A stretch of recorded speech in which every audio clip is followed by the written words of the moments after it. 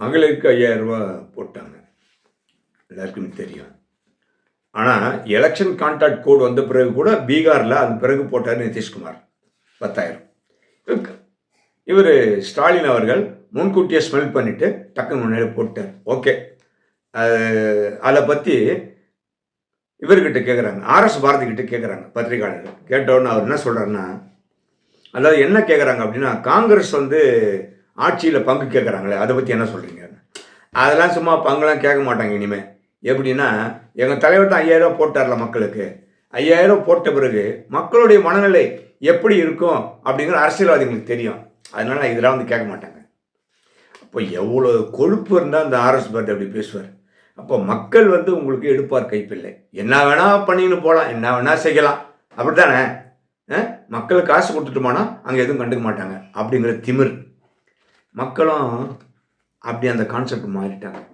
இது இந்த நிலை எப்படி மாறப்போகுதுன்னு நமக்கு தெரியலங்க. ரொம்ப கஷ்டமாக இருக்குது. ஒவ்வொரு முறையும் பணத்தை ஒவ்வொரு ஆட்சியாளர்கள், திமுக மட்டும் இல்லை, எல்லா ஆட்சியாளர்களும் அப்படி தான் பண்ணுறாங்க. அதே மாதிரி சூடு சுரணை வெக்க மானம் எதுவுமே இல்லாதவங்க தான் அரசியல் இருக்க முடியும். இருந்தால் இல்லைன்னா இருக்க முடியாது. வாணியம்பாடியை சேர்ந்த நிலோபர் கபில் அதிமுகவில் இருந்து மந்திரியாக இருந்தவங்க. அதிமுக எப்போவுமே பிஜேபியுடைய கைப்பாவை, பிஜேபிக்கு விளக்கு பிடிக்கிறவங்க, தூபம் பிடிக்கிறவங்க. அதில் அமைச்சராக இருந்த நிலோபர் கபில் முஸ்லீம், புர்கா போட்டு நிற்கிற பொம்பளை. நீ இன்னைக்கு பதவி எல்லாம் ஆட்சி போயிடுச்சு எல்லாம் போட்டோன்னு இப்போ திமுக இறங்குறாங்க. அவங்க இணைஞ்சிட்டாங்க. அதையும் நம்ம ஸ்டாலின் ஏற்றுக்கினார். ஏன்னா இவங்களுக்கும் ஒரு கட்டுப்பாடு கிடையாது இல்லை.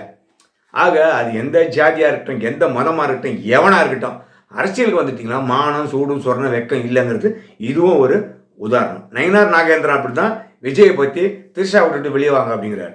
இப்படிலாம் பேசக்கூடாது. ஏன்னா நம்ம நாட்டில் தனி மனிதனை பற்றி விமர்சிக்கக்கூடாதுன்றது ஒரு பொதுவான ஒரு அபிப்பிராயம். நயினார் நாகேந்திரன் நீ திருட்டுத்தனமாக போவ, விஜய் திருட்டுத்தனமாக போகணும் அவசியம் இல்லை. அது எப்படியாவது போகிறாரு. உனக்கு அரசியல் ரீதியாக சந்திக்கணும். ஏன்னா அரசியல் ரீதியாக விஜயை சந்திக்கிறதுக்கு பயம். இப்போ எல்லாருமே விஜயை பார்த்து பயப்படுறாங்க. அந்த அளவுக்கு செல்வாக்கு கூடின்னு இருக்கு. இதனால் நாக்கு இருக்குது, பல்லு இருக்குன்றதுனால எதை வேணாலும் பேசிடலாம் அப்படின்னு நினச்சிங்கன்னா மக்கள் என்னைக்காக தான் திருப்பி போட்டுருவாங்க. பார்த்துங்க.